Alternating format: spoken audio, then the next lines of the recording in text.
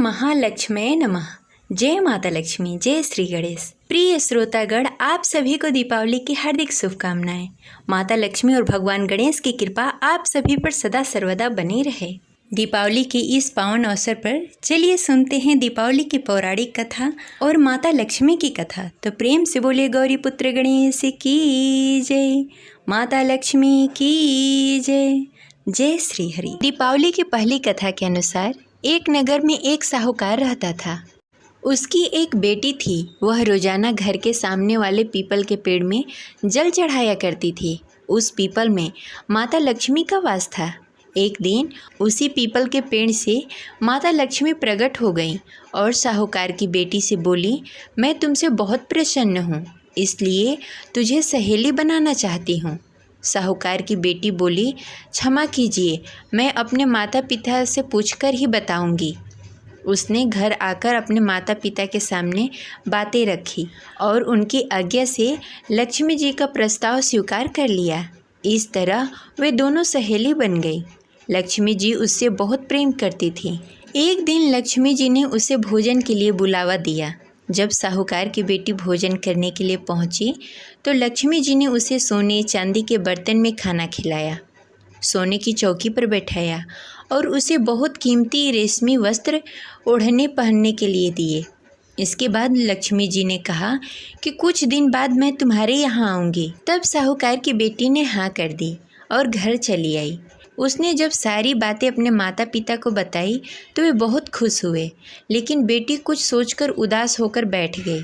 जब साहूकार ने इसका कारण पूछा तो उसकी बेटी बोली, लक्ष्मी जी का वैभव बहुत बड़ा है, मैं उन्हें कैसे संतुष्ट कर सकूंगी। यह सुनकर पिता ने कहा कि घर की ज़मीन की अच्छी तरह से लिपाई कर दो और पूरी श्रद्धा से रूखा सूखा जैसा भी भोजन बने उसे बहुत ही प्रेम से लक्ष्मी को खिला देना। पिता अपनी बात पूरी करने वाले ही थे कि एक चील कहीं से उड़ती हुई आई और बेशकीमती नौलखा हार साहूकार के आंगन में गिराकर चली गई। यह देखकर साहूकार की बेटी खुश हो गई। उसने पिता की बात मानी और घर को सुंदर तरीके से सजाया, जमीन की सफाई की, फिर लिपाई की। चील ने जो हार उसके घर पे गिराया था उसे बेचकर लक्ष्मी जी के लिए अच्छे अच्छे भोजन और व्यंजन बनाए। उन्होंने सोने की चौकी और रेशमी दुशाला खरीदा। जब लक्ष्मी जी घर आई तो साहूकार की बेटी ने उन्हें सोने की चौकी पर बैठने को कहा। इस पर लक्ष्मी जी ने कहा, इस पर तो राजा रानी बैठते हैं। इतना कहकर वह साफ जमीन पर आसन बिछाकर बैठ गई और बहुत ही प्रेम से भोजन किया। वह साहूकार के परिवार के आदर सत्कार से बहुत ही प्रसन्न हुई और उनका घर सुख संपत्ति से भर गए। हे माता लक्ष्मी, जिस प्रकार आपने साहूकार के परिवार पर अपनी कृपा बरसाई, उसी तरह सबके घरों को सुख संपत्ति से भर देना। जय माता लक्ष्मी। दूसरी कथा के अनुसार प्राचीन समय में एक गांव में एक गरीब ब्राह्मण रहता था। वह भगवान विष्णु का भक्त था। वह नियमित रूप से भगवान विष्णु की पूजा आराधना किया करता था। एक बार श्री हरि ने उस ब्राह्मण की पूजा से प्रसन्न होकर उसे वर मांगने को कहा। तब ब्राह्मण ने इच्छा जाहिर की कि माता लक्ष्मी का निवास उसके घर में हो। यह सुनकर विष्णु जी ने माता लक्ष्मी की प्राप्ति का मार्ग ब्राह्मण को बताया।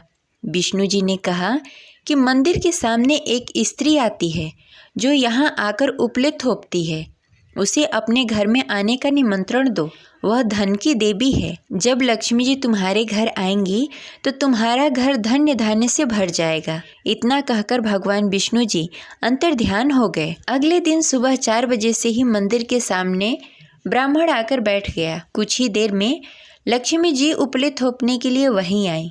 ब्राह्मण ने उनसे अपने घर आने का निमंत्रण दिया। यह सुनकर लक्ष्मी जी को समझ में आ गया कि यह सब विष्णु जी ने ही उससे करने के लिए कहा है। तब उन्होंने ब्राह्मण से कहा कि तुम महालक्ष्मी व्रत करो। यह व्रत 16 दिनों तक चलेगा। इसके बाद 16वें दिन चंद्रमा को अर्घ देकर इसके बाद तुम्हारा मनोरथ पूरा होगा। इसके बाद लक्ष्मी जी की पूजा कर ब्राह्मण ने देवी को उत्तर दिशा की ओर मुँह करके पुकारा। उसकी तपस्या से प्रसन्न होकर माँ ने उसका वचन पूरा किया। तब से यह व्रत पूरी श्रद्धा के साथ किया जाता है। ऐसा करने से व्यक्ति को माँ का आशीर्वाद प्राप्त होता है।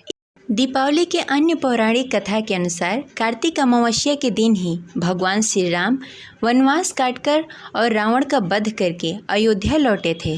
भगवान श्री राम के अयोध्या आगमन पर लोगों ने दीप जलाकर उत्सव मनाया था, तभी से दीपावली मनाई जाती है। वहीं एक अन्य कथा के अनुसार एक नरकासुर नामक राक्षस था। राक्षस ने अपनी असुर शक्ति से देवता और जन मानव को परेशान किया करता था। इतना ही नहीं, इस राक्षस ने साधु संतों की 16,000 स्त्रियों को बंदी बना लिया था। नरकासुर के बढ़ते अत्याचार से परेशान होकर देवता और साधु संतों ने भगवान श्री कृष्ण से मदद मांगी। इसके बाद भगवान श्री कृष्ण ने कार्तिक मास की कृष्ण पक्ष की चतुर्थी तिथि को नरकासुर का वध करके देवता और संतों को उसके आतंक से मुक्ति दिलाई थी। इसके साथ ही उन्होंने 16,000 स्त्रियों को कैद से मुक्त कराया था। कहते हैं कि इसी खुशी में दूसरे दिन यानी कि कार्तिक अमावस्या के दिन लोगों ने घरों को दिए से सजाया था।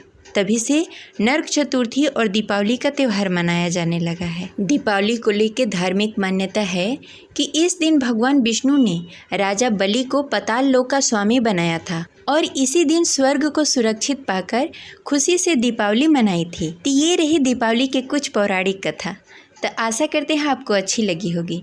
तो इस वीडियो को लाइक करके कमेंट बॉक्स में जय माता लक्ष्मी लिखना ना भूलें। मिलते हैं अगले वीडियो में, तब तक के लिए जय माता लक्ष्मी।